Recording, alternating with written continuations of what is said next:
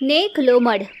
जंगल में सैर करते हुए जंगल के सुंदर परिसर का लुत्फ उठाते हुए लोमड़ नदी के पास पहुंचा। बहुत प्यास लग रही है, इस नदी का पानी पी लेता हूँ। ऐसा सोचकर लोमड़ जैसे ही नदी का पानी पीने के लिए झुका, नदी से मगरमच्छ बाहर निकला। रुक जाओ चालाक लोमड़, इस नदी का पानी तुम नहीं पी सकते। भला क्यों दोस्त, मैंने क्या किया है? तुम्हारी लोमड़ जात पर कभी विश्वास नहीं करना चाहिए। तुम्हारे पिताजी ने ही इस जंगल के रहस्य पड़ोस जंगल के राजा को बता दिए थे। दोस्त, मैं मानता हूँ कि मेरे पिताजी ने गलत किया, पर उसमें मेरी क्या गलती थी? यूं लोमड़ ने मासूमियत से पूछा। तुम भी तो उसी का खून हो, तुम्हारी सोच भी तो वैसी ही होगी। बस मैंने कह दिया, इस नदी का पानी पीने के तुम लायक नहीं हो। यूं दुत्कार कर मगरमच्छ ने लोमड़ को नदी से दूर जाने के लिए कह दिया। बेचारा लोमड़ क्या करता, वो वहाँ से चुपचाप लौट गया। आगे चलकर देखा तो आम के पेड़ के नीचे हाथी, खरगोश और हिरण आपस में बैठकर बात कर रहे थे। अरे, यहाँ तो बहुत सारे दोस्त बैठे हैं मेरे, उनके पास बैठकर थोड़ा समय बिता लेता हूँ। लोमड़ मन ही मन खुश होकर उनके पास चला गया। दोस्तों, कैसे हो तुम सब? यूं लोमड़ ने उनके पास जाकर जैसे ही पूछा, वो तीनों झट से वहाँ से उठे और चले गए। ये देख लोमड़ के दिल पर जैसे आरी चल गई थी। लोमड़ जिस भी रास्ते से गुजर रहा था, वहाँ से सारे जानवर उठकर चले जा रहे थे। ऐसे देखते जैसे उन्होंने किसी चोर को देख लिया हो। उन सबकी ऐसी नजरें लोमड़ को बहुत चुभ रही थी। उसे बहुत बुरा लग रहा था। उदास होकर लोमड़ एक पेड़ के नीचे बैठे अपने आप से ही यूं बड़बड़ाए जा रहा था। मेरे पिताजी के किए गुनाहों की सजा भला मुझे क्यों मिल रही है? मेरी इसमें क्या गलती है?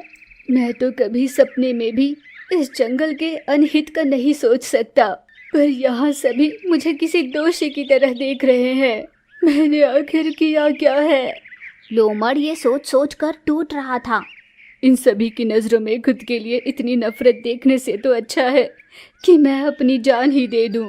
ऐसा तय कर लोमड़ तुरंत ही नदी किनारे चला गया। हे जल देवता, मुझे अपने आप में विलीन कर लो और कम से कम अगले जन्म में ऐसा जीवन देना कि ये सभी मुझे औरों की तरह अपना ले, मुझे अपना दोस्त माने। बेचारा लोमड़ दुखी मन से नदी में जैसे ही कूदने वाला था कि पीछे से किसी ने उसका हाथ पकड़कर रोका। लोमड़ ने जैसे ही पीछे पलट कर देखा तो वहाँ पर मृगराज खड़ा था। मृगराज, आप? नमस्कार। लोमड़ तुरंत मृगराज के चरणों में गिर गया। मृगराज ने तुरंत लोमड़ को उठाया और अपने साथ चलाते हुए जंगल में चला गया। क्या हुआ मित्र, क्यों तुम अपनी जान देने चले थे? मृगराज, आप मुझे मित्र कह रहे हो? हम सभी एक दूसरे के मित्र ही तो हैं। बताओ, ऐसी क्या मुसीबत आन पड़ी थी?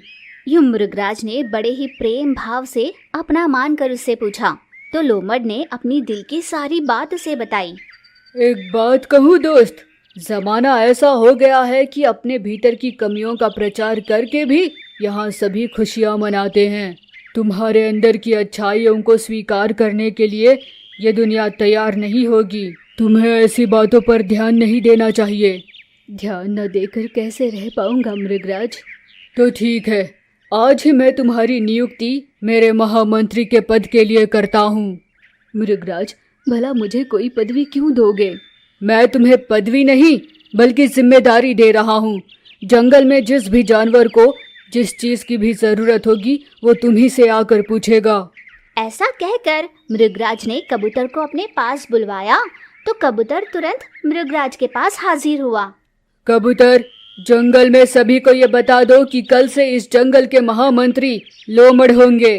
ये सुनकर कबूतर को भी बड़ा ही आश्चर्य हुआ, पर मृगराज का आदेश था तो कबूतर ने जाकर पूरे जंगल में सभी को ये बात बता दी। खबर मिलते ही जंगल के सारे जानवर और पंछी गुफा के पास आकर इकट्ठे हो गए। वहीं गुफा के पास लोमड़ भी खड़ा हुआ था। सबसे पहले हाथी ने शेर से पूछा, मृगराज, आपका ये फैसला हमें बिल्कुल अच्छा नहीं लगा। इस धोखेबाज लोमड़ को आपने जंगल का मंत्री बना दिया। आपका ये फैसला जंगल की हित में नहीं है महाराज। हाँ महाराज, इसके पिताजी ने जंगल के साथ जो विश्वासघात किया, आप उसे अनजान तो नहीं हो? मेरी बात सुनो तो सही। केवल 10 दिनों के लिए मैं इस लोमड़ को इस जंगल का मंत्री बनाऊंगा। 10 दिनों में अगर तुम्हें कोई भी असुविधा हुई तो मुझे बता देना। अपना फैसला सुनाकर मृगराज वहाँ से चले गए। सभी जानवरों ने मन ही मन ये ठान लिया कि इन 10 दिनों में किसी न किसी तरह लोमड़ की कुटिलता को उजागर करके ही रहेंगे। पर लोमड़ ने उन्हें ऐसा कोई मौका ही नहीं दिया। जंगल में किसी को भी किसी भी प्रकार की कोई असुविधा होती तो लोमड़ तुरंत उनकी मदद कर देता। पड़ोस जंगल से भी कोई जानवर अचानक ही हमला कर देता तब भी लोमड़ जाकर उनका सामना करता। लोमड़ को इतने उम्दे तरीके से अपने काम पूरे करता देख जंगल के सभी जानवर आश्चर्यचकित हो रहे थे। फिर मृगराज ने 10 दिनों के बाद सभी जानवरों और पंछी को अपनी गुफा के पास बुलवाया। लोमड़ के विरोध में कोई भी फरियाद हो तो मुझे बता सकते हो। यूं खुले आम मृगराज ने सभी से पूछा, पर किसी भी जानवर या पंछी ने कुछ भी नहीं कहा। दोस्तों, पूर्वजों के किए गलती का बोझ हम उनके बच्चों पर नहीं थोप सकते। हम जितने बढ़ चढ़कर दूसरों की बुराई करने में नहीं थकते, उसी तरह औरों की अच्छाई भी करना सीखो। और ये सिलसिला ऐसे ही चलता रहा तभी तो जंगल में अच्छाई फैली रहेगी और जंगल में जानवरों की पहचान जानवरों की तरह बनी रहेगी। मृगराज के ऐसा समझाने पर सभी को अपनी गलत सोच का एहसास हुआ। सभी ने अपनी सोच बदल दी।